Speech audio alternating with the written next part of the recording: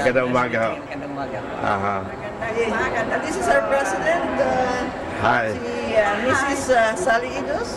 Hi. This is Dr. You will be Menendez. viewed in my TV program in Davao City, The Beautiful Heart Show. And this will be uploaded also in YouTube. Okay. Okay, this is a very nice event. Congratulations. And this is Dr. Hi. Matriano. Hello. Matriano. Dr. Melendez, how are you? How are you po? Hope we have this kind of event in our Northern California area. And ma'am, while waiting, maybe you can give some background of the event. My name is Carol Caparos. I am a board member of the California City LFC, and I am the liaison between the Language Acquisition Research Center and the City LFC, who is the organizer of the conference. And this is supposedly the second one. This is the second conference, and the first one was in Hawaii. And when will be the third one? We are thinking about Kyoto. Okay. But then they were saying that if not in Kyoto, it might be in the Philippines. Wow. So that is something that we will look forward to. Yes. So thank you for inviting me in this very memorable event. You're welcome. So who are the participants primarily? Like who will be joining? Actually our participants are the teachers, Filipino language, and coming from the Philippines. We have one from Japan, and Indonesia, Malaysia, and from different states of the United States. So in other words, this will be a global It is an international conference. So and you're expecting a prominent leaders of the Philippines? We are now waiting for Senator Angara, who is our keynote speaker. Okay. And we have speaker from Carol Dana, who is the academic vice president of Global City Initiative. And I think I want you to speak to our president, Mrs. Idos. That's our president of City LFC. Yeah, we'll have a short interview with her later. Thank you so much. And of course, my mentor in the medical school, Dr. Aurora Kudal. I will defer you to our president of the Council for Teaching. Ma'am, a short backgrounder lang of what you're doing. I'm sorry. The whole concept of the event, the meeting, the conference. What is the purpose of this gathering? This gathering is based on the theme of transformation through empowerment in Filipino language and culture. Because a person is transformed when he is proud of his language, culture, and identity. And nothing can change that. And if, as a people, we know that that is our culture, we are empowered. Right. And we can be transformed if we are not proud of our identity. So therefore, we have many presentations on this issue, advocacy, teaching methods. But of course, the purpose outside of the Philippines is different from the Philippines itself. Because outside of the Philippines, it is a foreign language to Filipinos who have not learned the language and to non-Filipinos, because that is open. But in the Philippines, it is being taught as a national language. And here, for example, particularly in the United States, we have to follow standards, national standards, state standards, and district standards, like any other foreign language classes.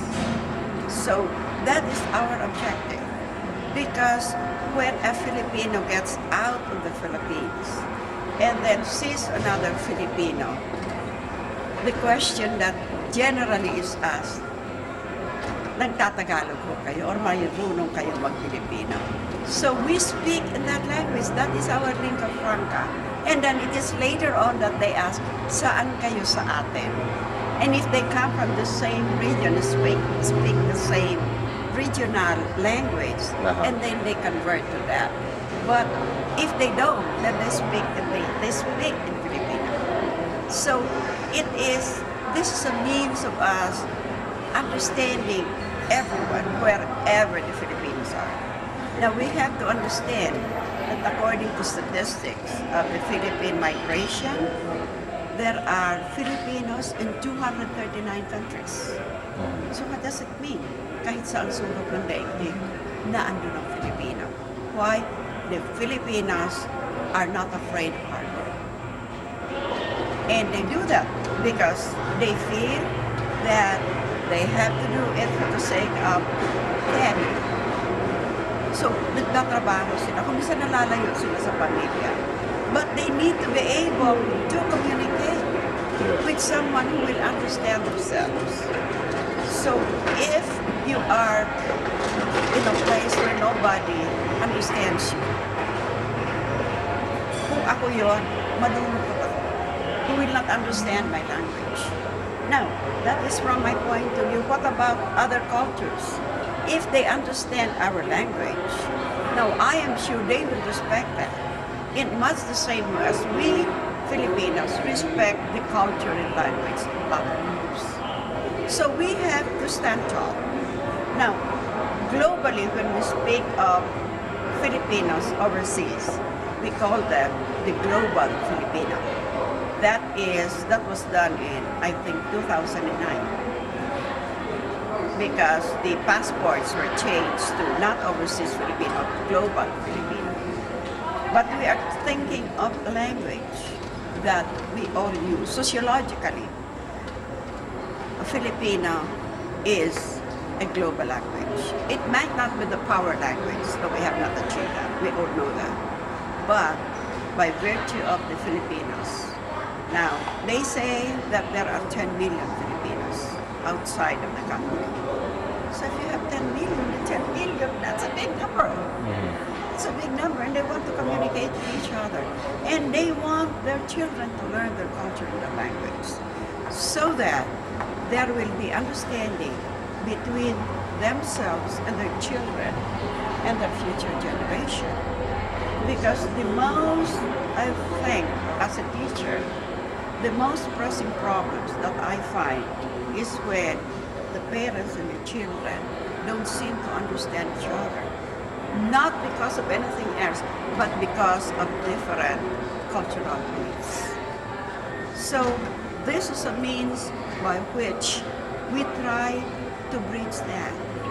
And studies show that one of the worst things that can happen to a group of people is when they lose their language and they lose their culture.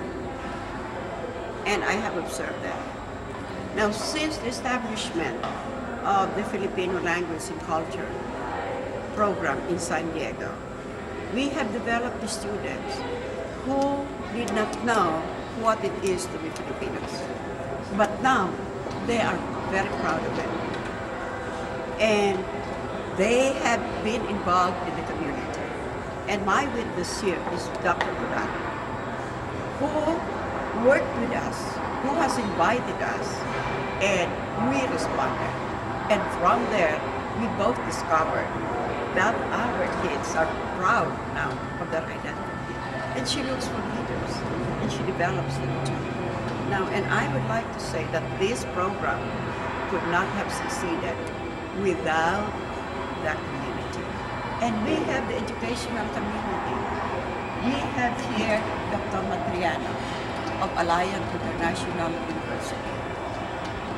And she has worked very, very hard so that Alliance International University will offer teacher credentialing so that any teacher who teaches Filipino is highly qualified. Not just any teacher who speaks the language, but meets the standards of the state. And her university is the only one offering that program. And that is the Alliance International University. Teacher credential. Teacher credentialing program. So, And the school is based here in San Diego, ma'am? and it is here.